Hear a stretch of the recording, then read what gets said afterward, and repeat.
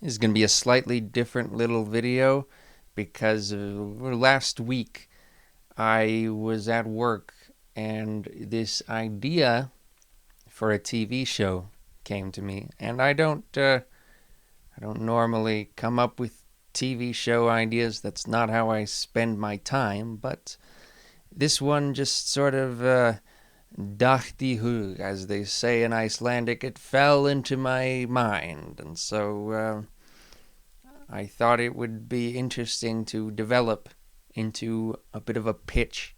And I did that basically over the course of a day. And here's my idea.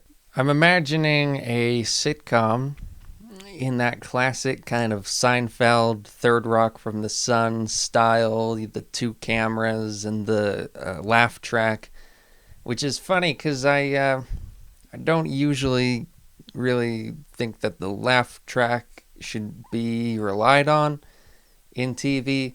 I think it's a weird kind of cultural artifact that, like, when you really think about it, is just a little bit too weird for me to fully accept. But that's the kind of show I have in mind, so it's the only way I can really imagine the show existing in my head is with the studio audience laughter. So it'll be one of those kind of things. Sort of, maybe the sense of humor could be sort of similar to those British shows by that one guy who did all that cool stuff. I like that kind of sense of humor, really absurd, very ridiculous, with a lot of kind of reality bending humor that's not totally trying to keep everything realistic and grounded. That's kind of what I have in mind because this show is going to have a slightly supernatural element to it. The title of the show would be Desire. And the premise is that you have these three characters who all have a desire, a very strong, central urge within them, a thing that they need to achieve, but just for whatever reason can't. And so every episode they try to achieve their desire, but the universe is just working against them the whole time, and they can never make it. Every episode they try again, and you find different ways to kind of integrate their storylines into each other's storylines. So one of the characters would be named Sid, and he would be this 60-year-old retired man, kind of recently retired, who has hit a point where his wife has died, and he's kind of rethinking his life, the way he lived for the past 60 years, and has decided to go on a quest for spiritual enlightenment. But the problem is that Sid is not the kind of person who you would expect to be good at seeking enlightenment. He's maybe not the most intelligent person, not the most wise person. He's kind of ADD. He's always flitting between things. He can never keep himself focused on one thing enough to really get far in it. He's very impulsive, and very kind of kooky and zany, this kind of absent-minded professor thing about him. But he's also super kind of hippie-ish. He's like an old hippie. And so I imagine his house would just be decked out in all these crazy Tibetan prayer flags and rugs and all kinds of funny stuff, incense burning everywhere. And another thing is that his name originally was something like Sydney or whatever, and Sid is short for that. But I'm thinking that he changes his name to Siddhartha, but everyone still calls him Sid. And so in every episode, Sid tries out some new crazy method that he thinks is going to get him to spiritual enlightenment. So maybe one episode he can get really into alchemy, and then he accidentally like blows up part of his house. Or one episode he can just be trying to meditate the whole time, but his focus keeps getting interrupted by something. Or maybe he can have one episode where he tries to achieve enlightenment through LSD, and then all kinds of things can go wrong. Maybe someone else accidentally drinks his coffee that has LSD in it, and then he has to deal with that. Kind of wacky things can happen from this guy who's kind of a superficial guy in reality, who's trying to become a really deep kind of sage, wise man, but he's just not good at it, and so he tries a whole bunch of different things and none of them work. Then the second character I have in mind who has a desire is Sid's daughter, named Ginny, which is short for Virginia, because her desire is to get laid. Even though she's this really young, hot 25-year-old woman, she's just, for some reason, never been able to get laid. Everything she's tried just doesn't work, and it makes no sense. And everyone knows that it makes no sense, but she just can't make it work. She just can't do it. Like, maybe one time she tries dating a guy and then he turns out to be a serial killer, and then she has to try to escape his apartment somehow, like in American Psycho. Or maybe in one episode she gives up and tries hiring a male prostitute, but then his female pimp finds out about her and finds out that there's something wrong with her or whatever, and then she gets into this conflict where she has to deal with that. I imagine a lot of zany scenarios can happen from this situation. Then the third character who has a desire is this guy, maybe we can call him Mort, because his desire is to die. He just wants to die, but he can never seem to die. I imagine Mort is living in the upstairs apartment of the house that Sid owns and lives in. So after Sid's wife dies and his daughter moves out, he starts renting out that upstairs apartment, and Mort is the guy who moves in. And I imagine he's just super depressed, and he's this psychiatrist who's a really bad psychiatrist, and he doesn't listen to his patients, and he always just responds with how does that make you feel? And then his answer to everything is just prescribing more medication. And then he goes home and he eats nothing but frozen food and takeout, and his place is just littered and garbage, and he's just this sad dude who's just every day wanting to die. Maybe he became a psychiatrist because at one point he wanted to figure out why he wanted to die and see if he could find some secret to overcoming that, but he didn't find anything, and so now he's just jaded. Now he's just stuck with this this profession or this degree and this license that he doesn't even like, but he just works this job anyway to pay the bills. So you could have things happen maybe one day he decides to do the toaster in the bathtub trick, right? But he doesn't have a toaster because he just microwaves everything. And so he tries to steal Sid's toaster, but then stuff keeps getting in the way, or he has to be sneaking around, and he gets caught, and he has to be like, oh, I was just making some toast, yeah. Or I have an idea of maybe one episode he decides he's going to drink himself to death. And so he gets drunk with Ginny, but then Ginny, because she's really drunk and she's desperate, she tries having sex with him, but because he's this weird asexual dude, he's get away from me. Maybe one day he decides to start smoking so that he can get lung cancer, but then he finds out that he actually has a genetic anomaly that makes smoking make him 10 times more resistant to developing lung cancer. There are a lot of possibilities for this, but it would just be this absurd thing where this guy, no matter what he tries, he can't die, even though it should be theoretically the easiest thing to kill yourself. It just never works out for him. But in addition to those three characters who have desires, I also have in mind two other characters who could be in the show, because you gotta have more than just three characters, I kind of think, for this kind of show.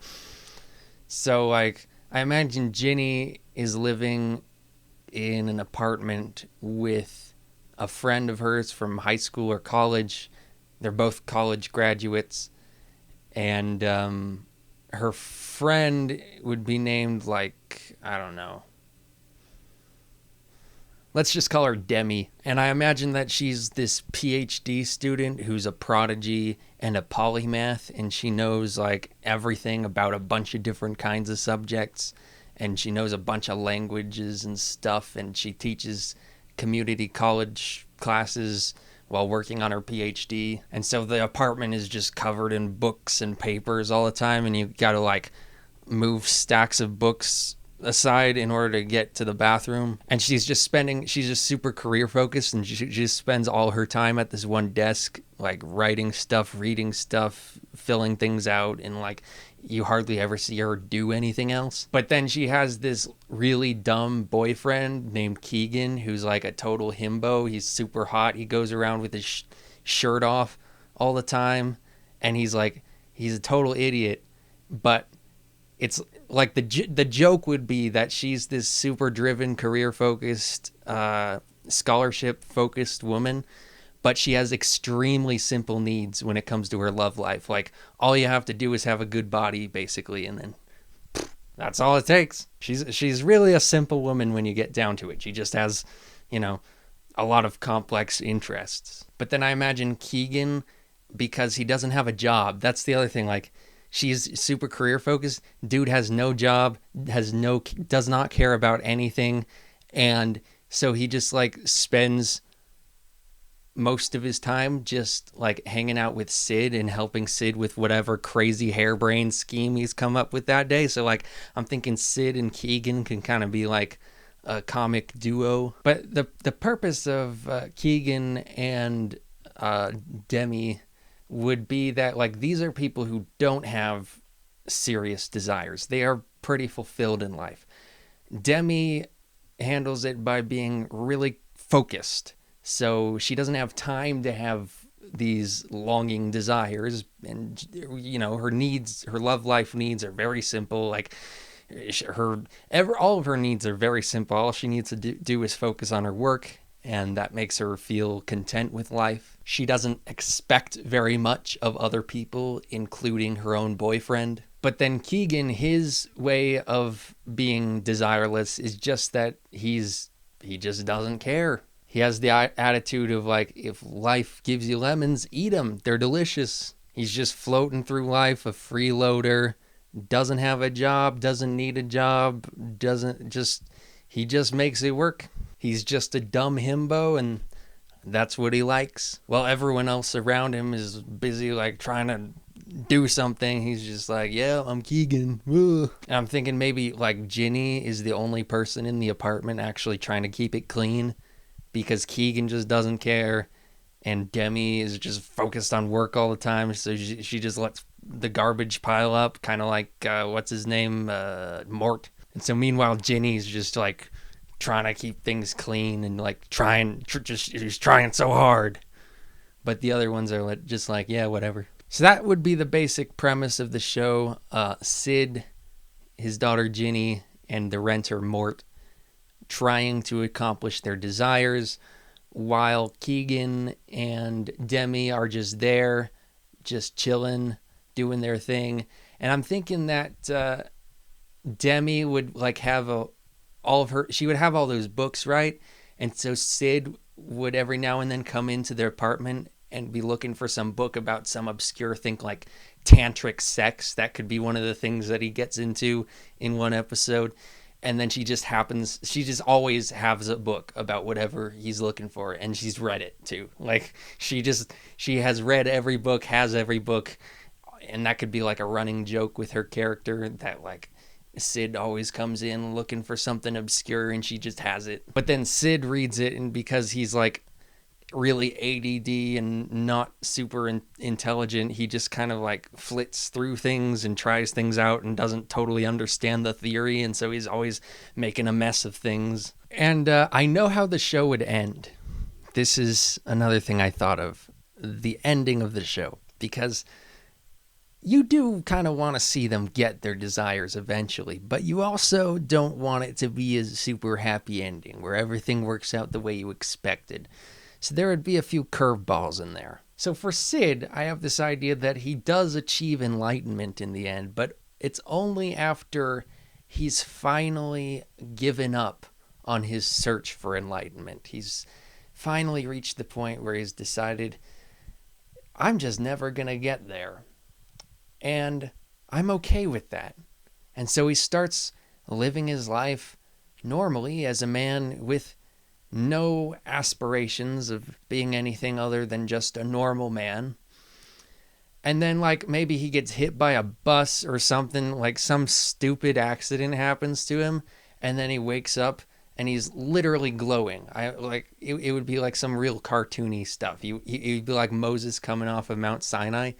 His body would just be emitting this orange light. And so now he's just suddenly enlightened, even though he did nothing to actually cause it. It was just a freak accident. Maybe he even has like little magic powers, like he can levitate and stuff. Like I'm thinking he becomes a full-on bodhisattva at this point, like true blue, third eye opened, and like he can even have a third eye.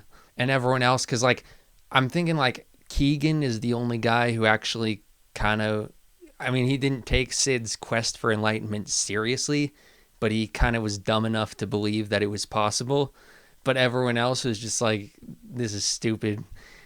And like, I just imagine it would be funny to see their reactions at the end, like, oh, wow, yeah, you actually made it. Wow. And then Ginny and Mort. So I think eventually, I think throughout this series, Ginny and Mort have kind of a love-hate relationship with each other. Like, at first, Ginny thinks that Mort's really gross and just the sad sack, and she just doesn't like him at all. Maybe there's a couple times in the series where she gets desperate enough to look for Mort as the answer to her problems, but Mort, because he's just so standoffish and antisocial and asexual, he's just like, no, not me, please, anybody but me. But then I'm thinking maybe over the course of the last season, Mort and Ginny actually start to befriend each other because they see more in common with each other than they had before.